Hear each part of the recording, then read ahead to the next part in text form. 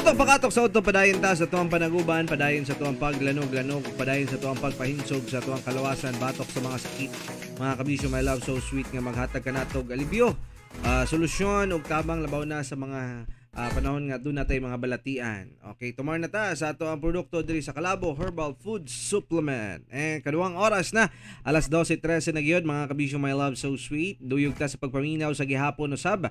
Labi na ning mga stasyon nga nakatay-up ka nato. Thank you so much. Og katong mga gusto magpatimbaya, live ta sa tong Facebook page, DJ Mike Kiling nga Facebook page, Calabo Herbal Product Gesture Marketing nga Facebook page. Like, share, follow lang mo diha ka nato, no? Okay, para makaduyog mo sa pagpaminaw sa tuwa dinhi, no? O matimbaya dato tuod mo diha kung sa mga gani inyo ang gibuhat nga mga buluhaton. Kumusta ta ninyo? Hinaot nga okay pa mo sa alright. Og tuod mga kabisyo, my love, so sweet ha. Di ay pudusab katong mga gusto magpalagsik sa inyo ang panglawas. Tumarta sa atong Calabo Plus Herbal Capsule, dako kay ni siyang tabang sa mga sakit balatian. Inom og tumar sa Calabo Plus Herbal Capsule with garlic o sa Calabo Plus Herbal Capsule with mangosteen. Apan mas epektibo o mas maayo kini nimong ipares pag-inom 3 times a day. Ipares lamang ang Calabo Plus Herbal Capsule with garlic o Calabo Capsule with mangosteen ug wala kay angay kabalaka. Kay purong herbal kini, dili makadaot, aprobado sa FDA o halal certified. Naibawaan nga ang Calabo leaves o oregano leaves makatabang sa pag-reduce sa risk of atherosclerosis, heart attacks ug sa strokes. Makatabang usab kini sa pag-energize o rejuvenate sa body. Beneficial in detoxifying body, aids in digestion, boost immune system, aids in speeding up metabolism. Okay. O makatabang usab sa pagprotekta against bacteria that can affect skin and gut. So, tumar na ta sa atuang Calabo Plus Herbal Capsule with garlic o Calabo Plus Herbal Capsule with mangosteen. Okay. Duyog ta, niya na po ang atuang programa ang Katok Confession. Manukad na kita sa uban sa paglanog-lanog. Ilabi na ining story nga atuang hatagag pagtagad. So, manang kung ikaw dunay mga gustong i-share, diha message lang Katok Confession Facebook page nato, no? Para atuan na siyang mahatagag pagtagad. Lolo Baba, gani, sumo niyang ipabati niya ninyo ang inyo mga gipangbati ng mga bati. Aron na to na siyang masinyati o kita makakumbati, ha? Sa pagpaminyaw, sa to ang programang Katok Confession. O, diba? O, diba? Ayos ha? Kita maglangan, aniya na, kabisyo, my loves, ang atuang Katok Confession. Ako dahil si Ray Quizon from Southern Leyte, 18 years old, gay.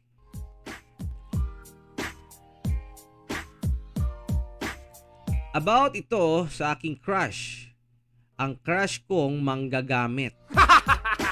Nag-start ang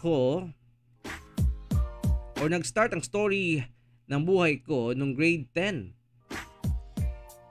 Ato nga time, dili pa kayo ka-express akong kagalingon. Di na ako'y classmate nga laki. American na type.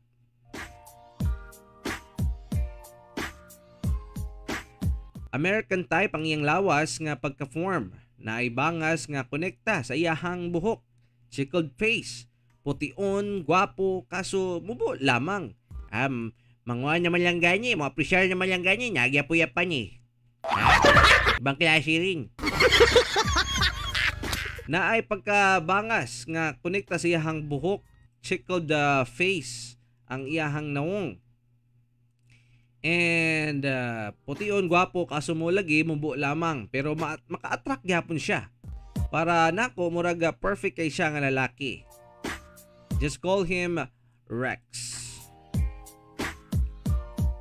Ganahan ko niya kay buutan. Dili mi kaayo close, pero nagka-close mi tungod sa usa ka pangitabo diin didto ko niya nagkagusto. One time, ming sulod siya sa klase nga nakainom. Na-close naming duha. Then ming tapad siya nako og ming lingkod. Minghigda siya sa ako nga baga. Murag naka-feel ko og ming init ang ako ang lawas. Ay, grabe niya. HH man dayon. Mga pila ka minutes gito. Namihigda siya sa ako ang paa kay lagi nakainom. Timing pod ato nga time kay why maestra. Then storya pod mi. Wa siya kay bawo nga nakagusto day ko niya. Na projects ato ako siyang himuan. Na mga assignment ako siyang himuan. Kabaw niya walang siya pakialam. Ha? Bawo mura mag I will do anything just for him to make him happy. Padayon na mga adlaw nagpadayon po ang akong feelings kaniya. Hangtod sa nahuman gyud taon ang school year. Moto grade 11 na mi nga murag nabawas-bawasan ang akong feelings niya kay wa man mi communication sa pagkabakasyon. Pagkakita na ko niya, boom! Nimbalik ang ako ang feelings kaniya. Kati-kati kalitoy mo. Timing po dato nga time nga ang among table o lingkuranan is pataas. Ako siyang gibantayan o ako siyang kung asa siya ang mulingkod. Then after niya ming lingkod, ming sunod kog ming tapad kaniya. Sobrang inlababo nako kaniya. Og unsay iyang ipabuhat akong sundon. Og musna ko ako pud siyang apilan. Og naay mga ginagmayng amutan ako pud siyang apilan og bayad. Sa tanan na ako mga classmates siya radyo'y arang ka-special. Oy, basin special child na siya. Makabantay na gyud ang ubang mga classmate how special he is to me. Unsay mga butang nga niya rada ko buhaton, pero okay naman po ang ako mga classmate. Sugusugoon manggani pud sad ko nila. Moto siguro okay ra sa ko mga classmate kay buutan ko. Jaga-jagaon. One of the most competitive person, friendly pag yun. Mao sigurong okay ra nila. After ato Christmas party na atong time, before pa ang Christmas party nagubot na mi og mga exchange gift. Suddenly dili iyang pangalan ang akong nahulbutan. Pero it's okay, maybe there's another way. Christmas party na, nag-exchange gift na mi. He didn't know nga naadi ay ko surprise gift para niya, especially para niya. Ako siyang gipalitan og sapatos nga akong gihatag kaniya. Bawoy, nabuang man kay ko niya. Sapatos gyud. Yawa ba si kayo niya Anya tapos pang mabulagan, amit yung sapatos be. Mahal-mahal ba ito ha? Nag-uros-uros ako ang paghigugma diya kaniya kay ara man pud ka sweet kaayo sa ako I confessed to him about my feelings, then okay ra pud siya pero wa ko nung tana og nakagusto ba pud siya kanako. Wa ra nagpadayon. Or nagpadayon na pud ko. Palanay didto, palanay diri. Tungod sa murag daghan nang nahitabo nga murag gipulan ako nga murag ako ray nagapas. Moabot gyud kasi nga niyang kaimtangay ikaw ra man gapo sige og gapas niya hatag niya anya. Katuday kag hatagan pud kaniya. Mo niya nakabong tik-tik ni mo. Murag nabawas-bawasan akong feelings niya pero wa pa nako siya nakalimtan. Moto pag-abot og grade 12, mga July, duol siya kanako. Nagstorya mi sulod sa classroom. Kami ran duha, nagstoryahanay. Naman ang among mga classmate pero why nagsamok-samok kanamo.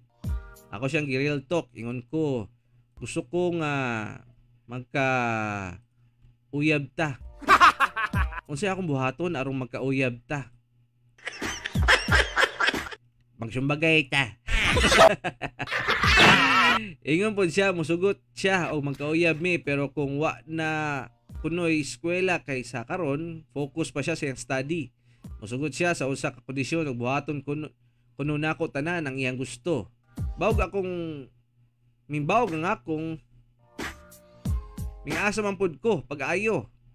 Balik man tanan ang akong feelings nga wa man ako murag ming sobra pagani gid pud. Ming tando na lang pud noon ko. After many days, na ako'y mga nadunggal nga storya nga ako siya kunong ignan sa laing classmate na ako nga dili kuno lagi siya mupatol og bayot. og okay ra og magabas. Uy, gabas naman dahil hisgutan. Pero og uyab-uyab ko no, dili siya kay lainan daw siya. Wala pod ko, dead mara. Pero naapoy ming abot na ako nga mga storya nga duha ka buok. Mao tong na-discourage na ko pag-ayo. Ako siyang gikumpunta. Nya yung mga marites di ay nagkuan niya siya nagsulsul. Motuod yung kanya mga inganyang klaseng marites kaya katukang ikaw na din yung kakras niya nyo. Ako siyang gikumpronta about ato nga mga issue. Akong gi-clarify kay ingon siya lagi nga dili lagi kuno siya musugot og maguyab mi. Sakit oy. Sakit sa ko nga saing nga na akong gibuhat tanan niya. Nya binuangan ra ko niya. Wow, nag-practice naman dahil yun. Ikuha naman dahil yun. Pamati na dahil yun. Nga murag uyab dahil mo. Ha? So mo to, mingon siya nga, tinuod to. Sorry, kay ako kang gipaasa. Ako kang giilat. Dili lagi ko gusto, bahalag ginabasay ra. Pero uyab, dili ko gusto. Wow, di siya gusto mag-uyab pero magabas lang dyo ha. Hindi mo magabas yun, magpingsing.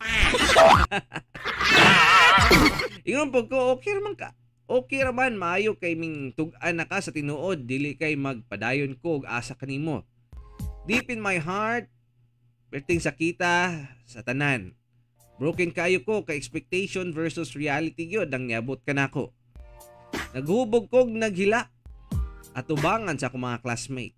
But in the end that day, napa may feelings pero di nako musugal para kaniya.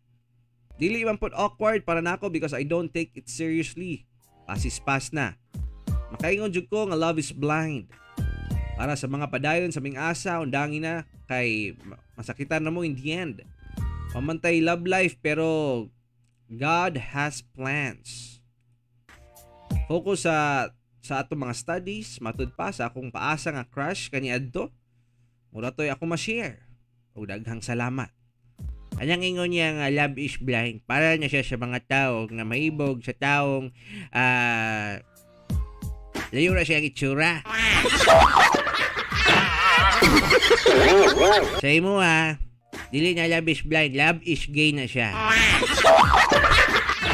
Love is gay na, ha?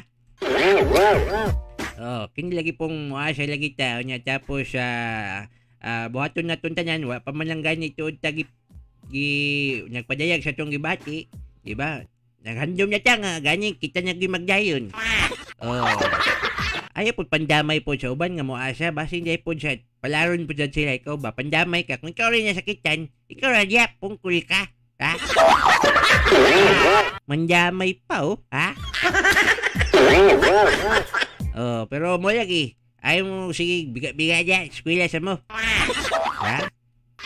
Kung siya naman yung uyab-uyab pag ganyan guman yung eskwela kanya pag eskwela lulubaba niya wag uyab makasulti kag moingon nga nakahuman na malagong eskwela wala mang lagi uyab niya abot sa kuha sinuwa ang gini si lulubaba ba ako ba dyan nagbitbit sa imong kasing-kasing og nagkuhan sa imo ha? Ikaw na niya diskarte niya pungkul ka ha? Ala, sige, sumukat to siya, no? Anyway, daghang salamat sa inyo ang pag-uban-uban ka na to. Ilabi na ni mga taga-Jensa na minaw na ito, nag-viewing sa itong Facebook Live. Thank you so much sa inyo, diha, no? And kato mga ubang kabisyo, my loves na itong nagsugod na sa ilahang mga buluhaton, trabaho ng uban pa, kasi niyang pamaulan mo niya, no? Or maglabad ang inyong ulo. Labaw na kay init, ulan, di ba? Pasalamat nga na ay murag low si tawag na kanang low pressure nga maabot pero I don't know muagi ba dilis to ang sa to ang kuan no sa Mindanao no murag sa Luzon naman yata tuod to pero may na lang at least ang hungaw sa mismong ulan siguro makatabang aron mabawas-bawasan ang kainit diri sa to ang nasod dalaning El Nino. So mo nang manghaplas ta ninyo og liniment nga numero 1 aprobado garantisado Calabo Plus Herbal Oil Liniment amigo. Huwag tang sa panuhot suhot sakit sa panit, samad, kabahong, baho sa tiil, sakit sa ulo, sakit sa tiyan, sakit sa ngipon, bukol-bukol, hubag-hubag, matagtiki, arthritis, rayuma, guban pa, no? Mapatay sa mga kutog, mo-moisturize sa panit, humutog sakto sa kainit, bugnaw-bugnaw, nindot sa paminaw. Insect and mosquito repellent alang usab sa mga nasa opisina o kabuhion sa biyahe. Gamiti sa Kalabo Plus Premium Rub. Alang sa pingot nga ilong, hubak ug stress nga paminaw, magkalabo Premium Rub ka na para ang buhay hay. Para sa mga kagikagid og baho sa lawas, panabon gamit ng Kalabo Plus Herbal Soap. Para pampaputi o pampabata sa kutis, Charisma Beauty Soap. Para sa pahamis o pandepensa sa kutis, mag-Charisma Kojic Soap with Sunblock Protection. Kinigatod sa Gesture Marketing Kalabo Plus Herbal Products kaysa Kalabo Plus Tanang Balatian. Tudas! Padayon ta sa tuwang panaguban, doyo gihapon sa tuwang paglanog-lanog, ilabi na sa pagpahimsog sa tuwang kalawasan. Napakay mga dugang nga reaksyon no lubaba nga ma-share ka nato diha. Sa iyahang kaagi sa ingana. Okay na to siguro. Sige lang, kanyang kasyakit. Nindot man gunya siya nga pagtulunyan gud nyo. Kanyang masakitan ta, labaw niya kung bata ka, makasulti tag, maayo na siya, tagam na mo, ha? Lami kanyang tagaman niyang bata pa, at least pagkakuan ni mo, pagkadako-dako ni mo, di niya ka mailad. O manigurado niya ka, kabalo kang bayot kang dako. Dili ka ingon nga mubigay dayon og labaw niya kining mo asya nga kanya siya may bugid sa mo ha. Nya gid mo nya dapat nga kini siya basin di gini siya ganyahan magpatol sa bayot. Manigurado ka kining bayot man ko nya ibog ko nimo, mupatol kag bayot. Ha? Kung di ka mupatol 1.5. Buhaton nimo, mulingkod lang ka nya tapos mupiyong nya pagmata nimo banya. Diba? Nya tapos malipay ba ka nyo? Kung di mo di pa din mo magkonta, pwede mo sulirap ng mata. Pag guman, may 1.5 ka na. Shine ka pa, ha? Mahal-mahal naman ang 1.5 lulubaba. Uy, mahal na ka ron. Mahal ng gasolina, noon sa di ka diya. Taas ang inflation, ha? Wala niya usong 500 ron, ha? 150, wala niya usong niya mga niya. Ayaw niya, cheap kanya.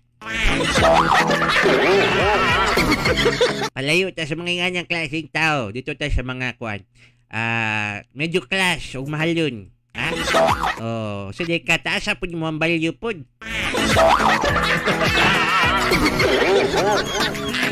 Anyway, mo kato siya mga kabisyo, my love, so sweet. Salamat sa inyong pagduyog sa pagpaminaw kanato. O dugang pa sa ato ang programa. Dari gyapon sa ato ang programang Tutok Pakatok sa Udto. Gato kanato sa Gesture Marketing ang tigamag tigapod-apod sa atong produkto diri sa Kalabo Herbal Food Supplement. Gesture Marketing. Gesture Marketing.